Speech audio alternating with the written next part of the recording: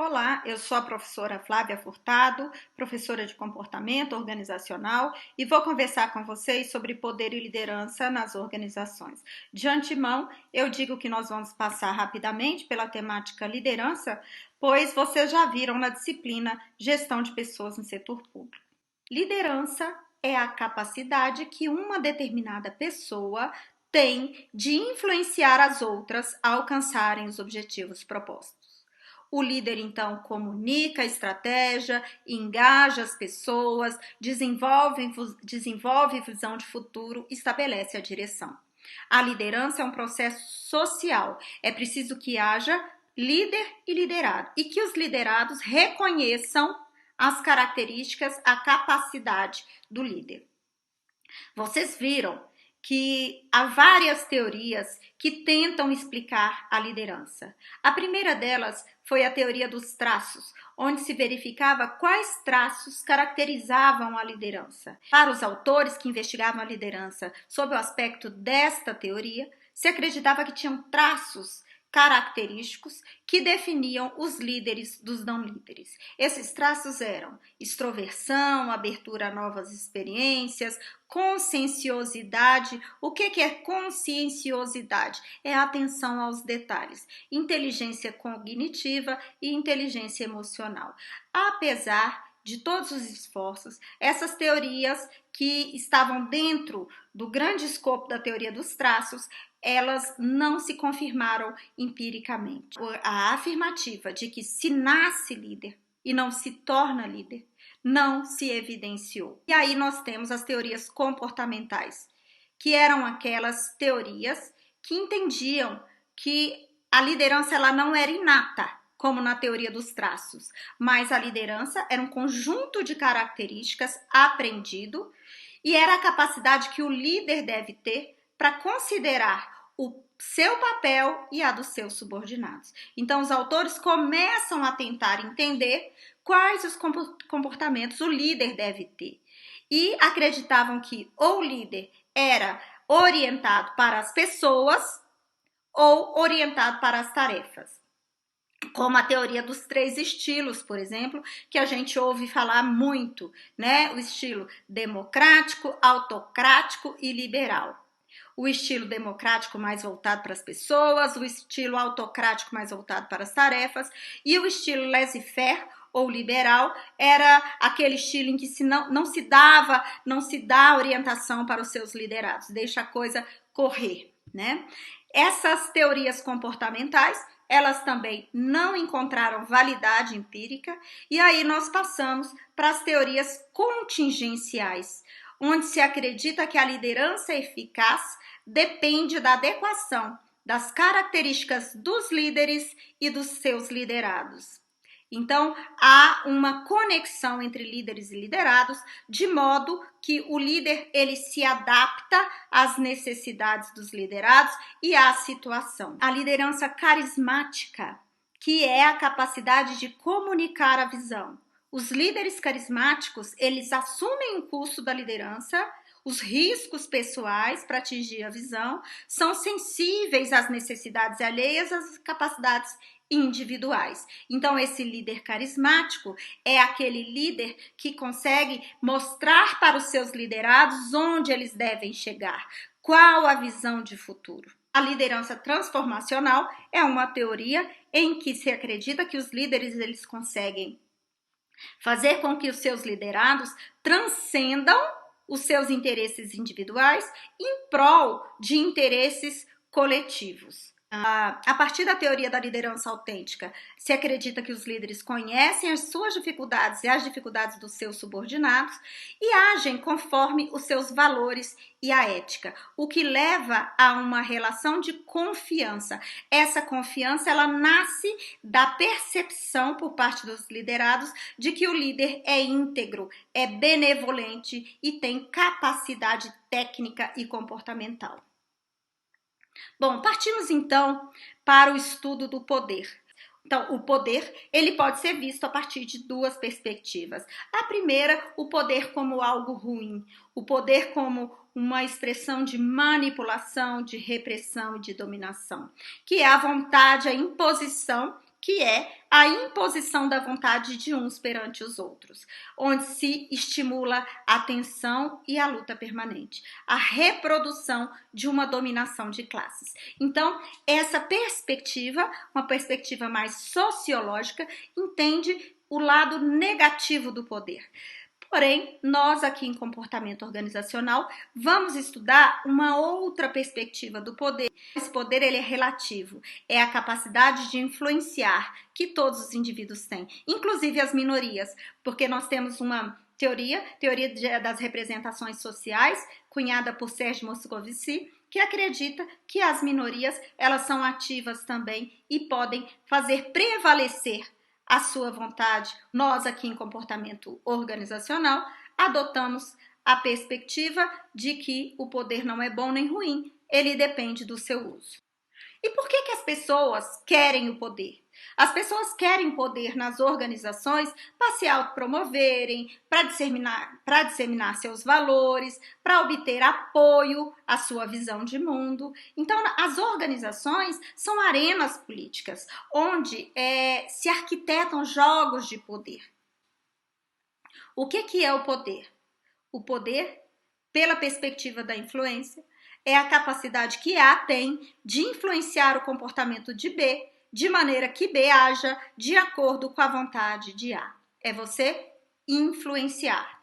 Mas mais do que a influência, porque se a gente ficasse só na influência, nós teríamos a liderança, a capacidade de influenciar. Mas nós temos uma relação social de dependência no poder, onde o relacionamento entre B e A, ele é cunhado por essa dependência. Quanto maior a dependência que B tem em relação a A, maior o poder de A nesse relacionamento.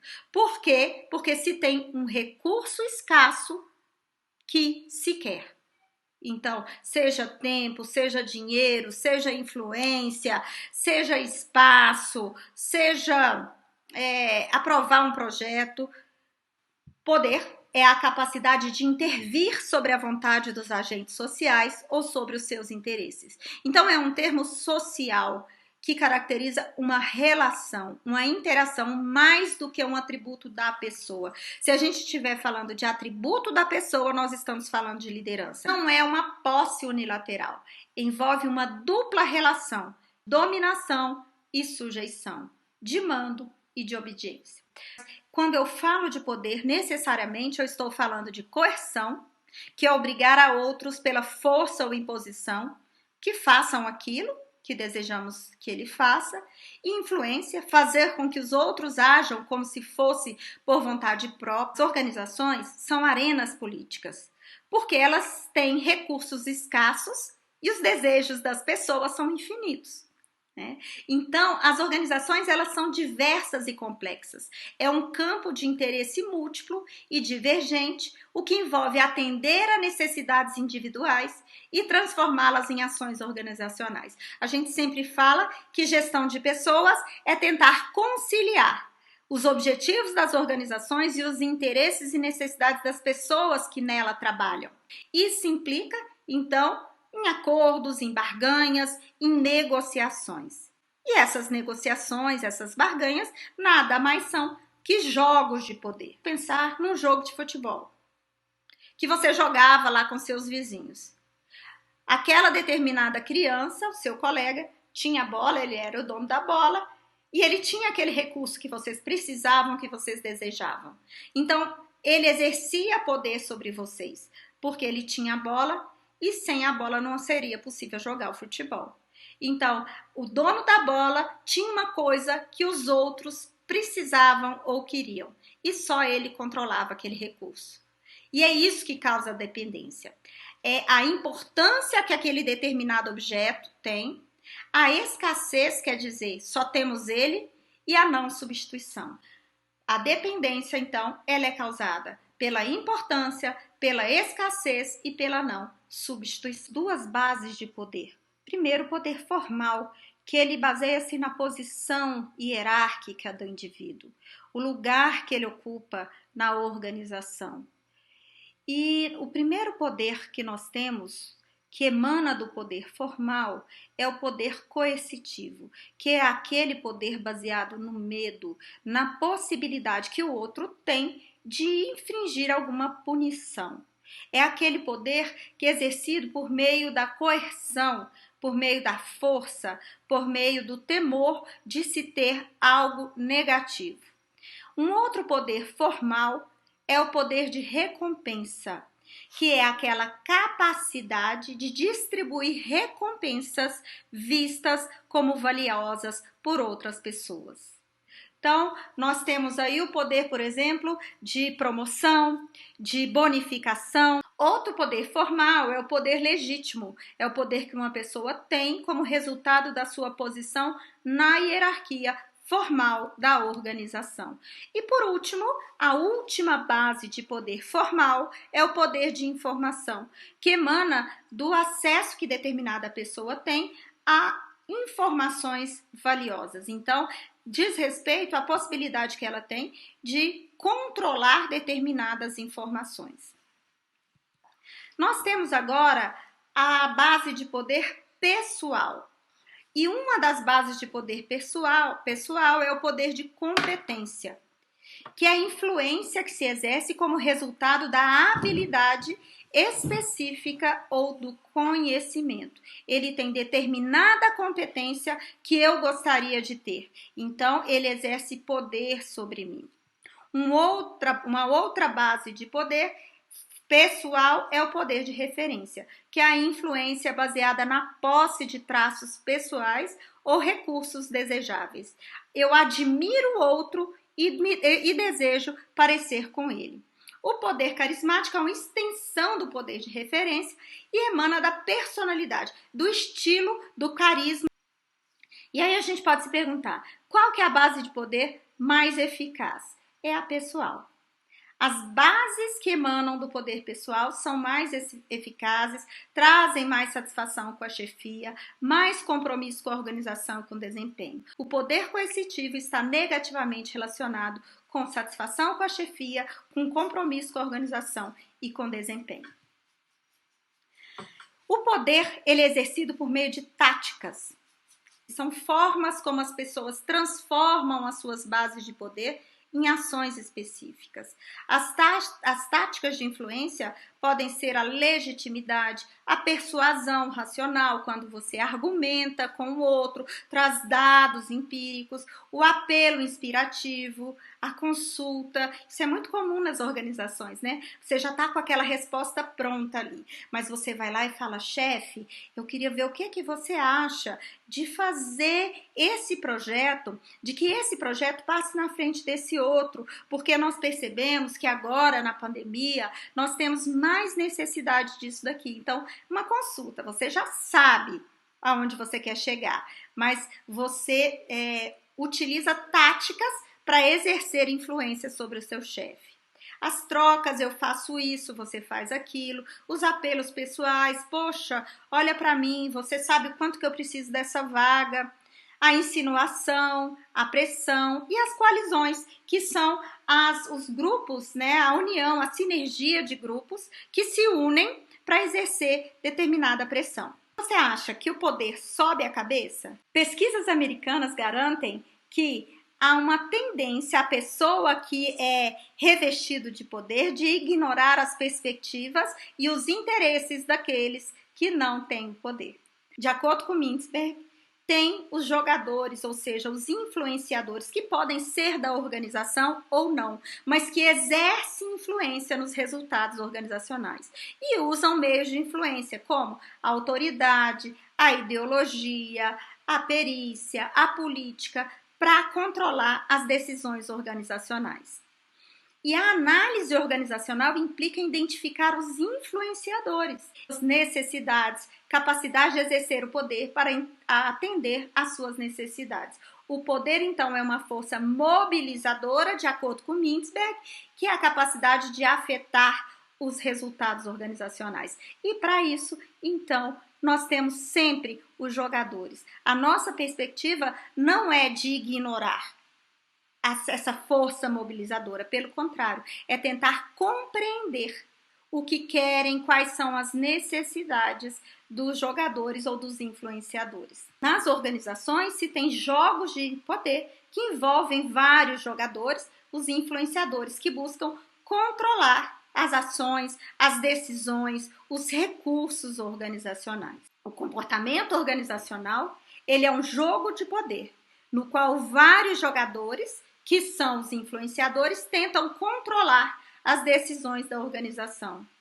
Usam a voz, buscam dominar as bases de poder. Então, eles buscam dominar as bases de poder para utilizá-las em jogos, para atender às suas necessidades. Para isso, eles precisam controlar as bases de poder, investir energia pessoal e agir de maneira politicamente hábil. É isso que acontece. E para isso, eles fazem coalizões internas, coalizões externas. Para se construir essas bases de poder, se fazem jogos que têm algumas características. Por exemplo, o patrocínio, troca com alguém superior para obter algum benefício. Você quebra o galho para mim aqui, que na semana que vem eu advogo pelo seu projeto junto à chefia. As alianças, que são os contratos implícitos entre partes para ampliar sua base de poder. Construção de império, que é um jogo individual voltado para ampliar o número de subordinados e subunidades. Orçamento, ampliar os recursos financeiros. Perícia ou especialização, ostentar conhecimento. Esse é um jogo de poder. E nós terminamos a nossa aula sobre poder e liderança nas organizações. Foi uma aula maiorzinha, eu espero que vocês entendam, espero que vocês leiam o texto e até a próxima aula.